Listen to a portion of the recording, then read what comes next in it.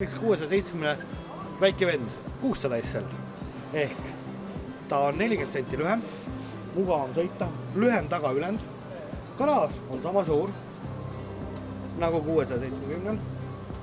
Iseenesest on ta väga kompaktne mudel, 7 meetrisena, hästi hea sõita.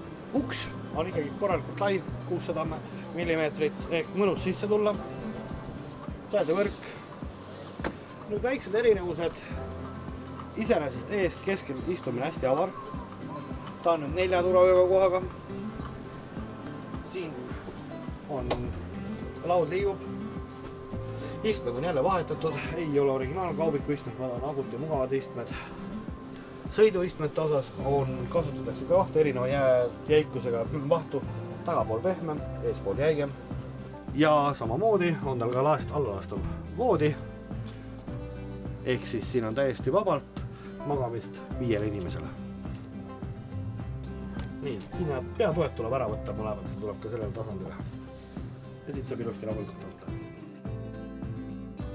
Köök, korralik kompaktne kraanijõus. Riita kaharauaga siia nagunii rohkem pole vaja. Plus on jäetud see ette piisavalt normaalne töötasapind. Ehk saab veel natuke toimetada, kui riitaga köögis midagi teha. Korralikult sahtleid. Ehk see on ka alati väga tähtis asi, et siin on tavaline ja siin on ka väiksed sahtlid. Et ei ole ainult ühed suured kapid, kuhu seda asju ära panna. Suur, 142 liitrit. Selline kapp.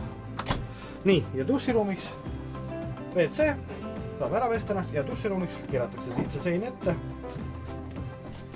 Ja on siin täitsa piisav duširuum. Taga on pikki voodid. Nüüd Adria kasutab uusi hingavaid madratseid hästi pehmed, mõnusad, mugavad magada. Lippmadratsid lipide peal, et ei ole seal niisama lihtsalt pineerplaat all. Liidekapi uksed on hästi mugavad, tuleb ta nii lahti. Muidu tekib siit probleeme, kuidas ma nüüd see sisse saan. Aga ma lükkan selle kapi eest ära. Plus tagumise otsa valgustid on väga ilusad 2 funktsiooniga ja USB laadijad oma küljes.